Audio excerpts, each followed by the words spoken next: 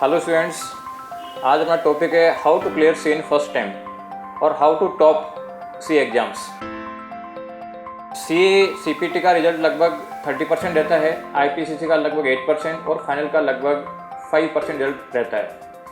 इतना कम रिजल्ट रहता है, इससे स्टूडेंट्स में ये डाउट रहता है कि सीए कर भी पाएंगे कि नहीं कर पाएंगे।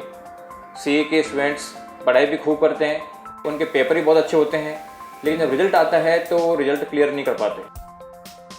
अब हम ये ध्यान देना पड़ेगा कि किस वजह से सीए का रिजल्ट इतना डाउन जाता है, क्योंकि अगर हमें उन कमियों का पता चल जाएगा तो उनको दूर करके बेस्ट रिजल्ट दिया जा सकता है। सबसे पहला जो कारण है वो है कि स्टूडेंट सीपीटी में जब आता है तो उसका सीपीटी का सिलेबस 12th के सिलेबस जैसा ही होता है। सीपीटी का रिजल्ट भी अच्छा जाता है तो वो सीपीटी को हल्के में ले लेता है। हो सकता है वो सीपीटी में पास हो जाए, लेकिन उसके परसेंटेज ऑफ मार्क्स काफ़ी कम हो जाते हैं।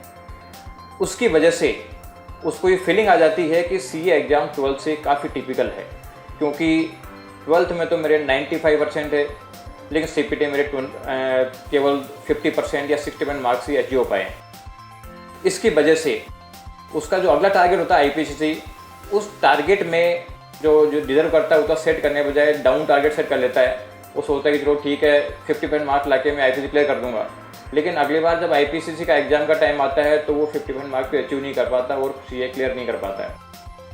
इसके लिए हमें सबसे पहला ये करना पड़ेगा कि सीपीटी में ही मैक्सिमम मार्क्स स्कोर करना पड़ेगा, क्योंकि सीपीटी में अच्छे मार्क्स आएंगे तो स्टूडेंट में कॉन्फिडेंस लगेगा कि सीपीटी की एग्ज़ाम या सीए के एग्ज़ाम जैसे 12th के एग्ज़ाम है वैसे ही सीए के एग्ज़ाम है, और आईपीसीसी में उसका कॉन्फिडेंस मेंटेन रहेगा, सीए फाइनल में भी कॉन्फिडेंस मेंटेन रहेगा और वो आराम से फर्स्ट टाइम में सीए क्लियर कर जाएगा।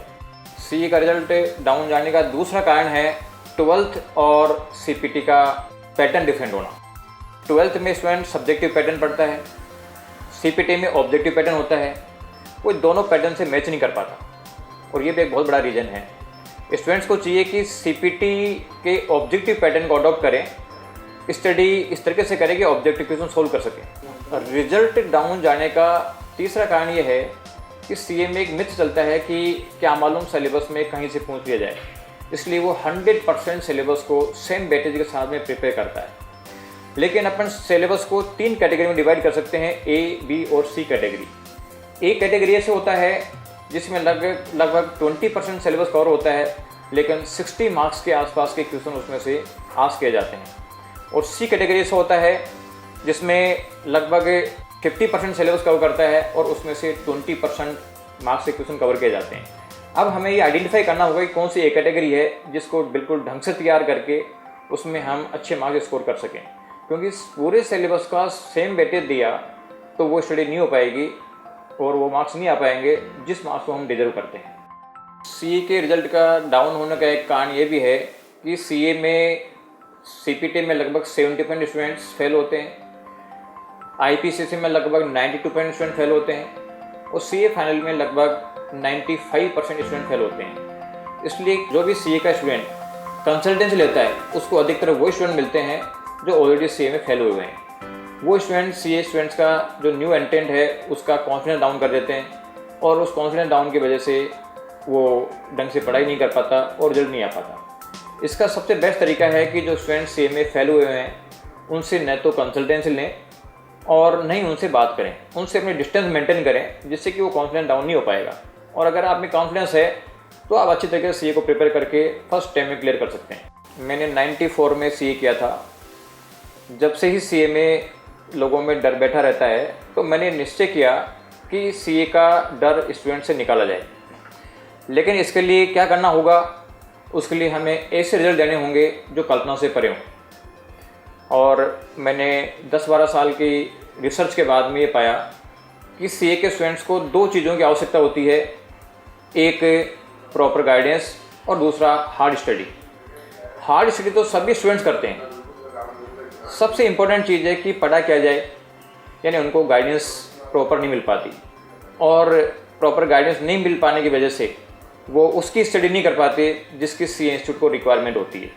इसलिए 10-12 सालों की गहन स्टडी के बाद में हमने ऐसा सिस्टम डेवलप किया है जिसको फॉलो किया जाए तो सीए में रिजल्ट आएगा ही आएगा, या जो रैंक को डिजर्व करता है उसकी रैंक आएगी आएगी, और ऐसे रिजल्ट हमें मिले भी हैं।